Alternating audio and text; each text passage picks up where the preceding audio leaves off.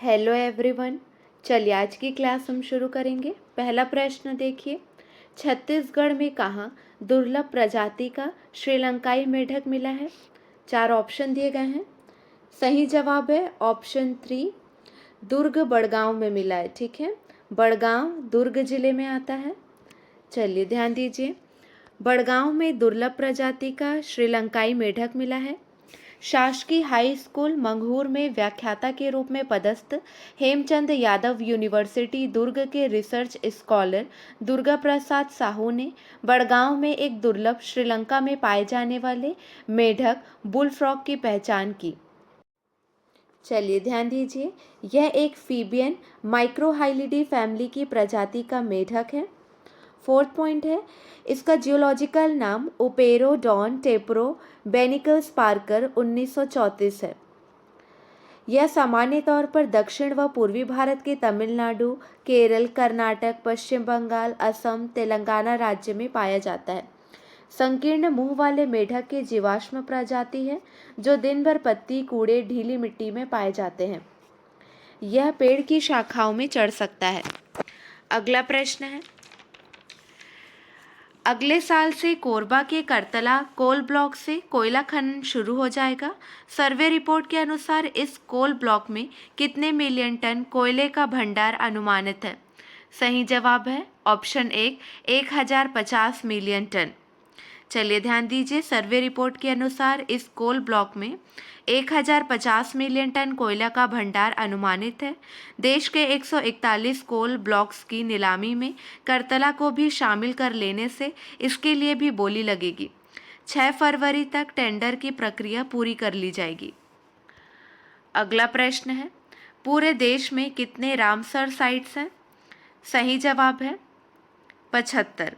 चलिए ध्यान दीजिए, इनमें छत्तीसगढ़ से एक भी नहीं है। पहली बार दुर्ग जिले में वेटलैंड्स का सर्वे होगा। हमारे अविभाजित दुर्ग जिले के वेटलैंड्स आर्द्र भूमि को रामसर स्थलों की सूची में दर्ज करवाकर अंतर्राष्ट्रीय स्तर पर ख्याति दिलवाने वन विभाग ने कवायद शुरू कर दी है। रामसर ईरान में स्थित वह स्थान है जहां 1971 में यूनेस्को की ओर से स्थापित अंतर्राष्ट्रीय आर्द्र भूमि संधि पर हस्ताक्षर किए गए थे। अगला प्रश्न है, छत्तीसगढ़ राज्य लघु वनोपज संघ के अनुसार प्रदेश में कुसमी लाख के बीज की खरीदी दर कितने रुपए प्रति किलोग्राम तय हुआ है? ये क्वेश्चन बहुत इंपॉर्टेंट है। सही जवाब है ऑप्शन 3, 550 रुपये प्रति किलोग्राम तय हुआ है। ठीक है, राज्य लघु वनोपज संघ अधिकारियों ने बताया कुसुमी लाख के बीज की खरीदी दर 550 रुपये प्रति किलोग्राम और रंगिनी लाख के बीज की खरीदी दर 275 रुपये प्रति किलोग्राम तय हुआ है। कुसुमी लाख के बीज के लिए बिक्री दर 640 रुपये प्रति किलोग्राम और रंगिनी लाख के बीज के लिए 375 रुपये प्रति किलोग्राम की दर तय है। अगला प्रश्न है, राज्य सरकार ने प्रदेश में लाख उत्पादन को 2.5 गुना करने का लक्ष्य तय किया है। लाख का उत्पादन 4000 टन से बढ़ाकर कितने हजार टन करने का लक्ष्य है? सही जवाब है 10,000 टन। ऑप्शन 3 सही है। उत्पादन 2.5 गुना होने के बाद किसानों को करीब 250 करोड़ रुपए तक की आय होगी। इससे प्रदेश के 20 जिलों में लाख की खेती करने वाले 50,000 से ज़्यादा किसानों को लाभ होगा। अगला प्रश्न है, छत्तीसगढ़ में कहाँ विलुप्त हो चुके ऊदबिलाव देखे गए हैं? सही जवाब है बस्तर। पहले से प्रवासी पक्षियों के लिए बस्तर हॉटस्पॉट बना हुआ है। वहीं अब यहाँ एशियन स्मॉल क्लॉड ऑटर, जिसे वैज्ञानिक भाषा में एनिक्स सिनेरस कहा जाता है और सामान्य रूप से ऊदबिलाव के नाम से जाना जाता है, कांगेर घाटी राष्ट्रीय उद्यान के साथ ही बस्तर में अलग अलग जगहों पर देखा गया है।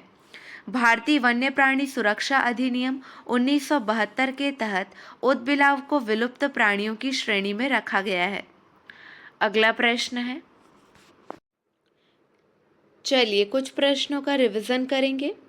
छत्तीसगढ़ के किस जिले में स्थित टैगोर इंटरनेशनल स्कूल को नई दिल्ली में आयोजित किए गए राष्ट्रीय स्वच्छ विद्यालय पुरस्कार के लिए चुना गया? सही जवाब है बिलासपुर। बिलासपुर जिले को पुरस्कृत किया गया है। ठीक है, अगला प्रश्न है, छत्तीसगढ़ राज्य ने स्वच्छ विद्यालय पुरस्कार 2021-22 में अधिकतम स्कूल भागीदारी के लिए 97.7% आवेदन जमा करने के रिकॉर्ड के साथ देश में कौन सा स्थान हासिल किया है? सही जवाब है तीसरा स्थान हासिल किया है। अगला प्रश्न है, छत्तीसगढ़ सरकार ने किसानों को धान बेचने में होने वाली परेशानी से बचाने के लिए प्रदेश के 16 जिलों में कितने नए केंद्र खोलने की अनुमति जारी कर दी है? सही जवाब है 28। अगला प्रश्न है, छत्तीसगढ़ का इकलौता मानव विज्ञान संग्रहालय कहाँ स्थित है?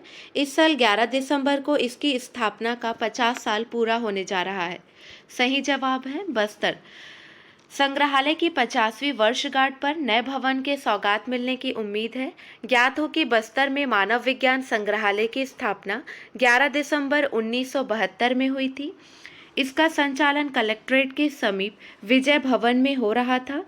बाद में धर्मपुरा में शिफ्ट किया गया, तब से वहां करीब 2.5 एकड़ क्षेत्र में संचालित हो रहा है। मानव विज्ञान संग्रहालय के नए भवन के साथ परिसर में एक 250 सीटर ऑडिटोरियम का भी निर्माण किया जाएगा। अगला प्रश्न है, राज्य सरकार के श्रम विभाग द्वारा पत्रकारों के हित में उनकी सेवानिवृत्ति आयु 60 वर्ष से बढ़ाकर कितने वर्ष कर दी गई है? सही जवाब है 62 वर्ष। सेवानिवृत्ति आयु 60 वर्ष से बढ़ाकर 62 वर्ष की गई है। वरिष्ठ मीडियाकर्मी सम्मान निधि को 5,000 रुपये से बढ़ाकर 10,000 रुपये प्रति माह किया गया है। पत्रकार कल्याण कोष से जरूरतमंद पत्रकारों को आर्थिक सहायता की सीमा को 50,000 रुपये से बढ़ाकर 2 लाख रुपये किया गया है। अगला प्रश्न है, छत्तीसगढ़ के बस्तर को आकांक्षी जिलों की लिस्ट में कौन सा स्थान मिला है? सही जवाब है चौथा स्थान मिला है। ऑप्शन 2 सही है।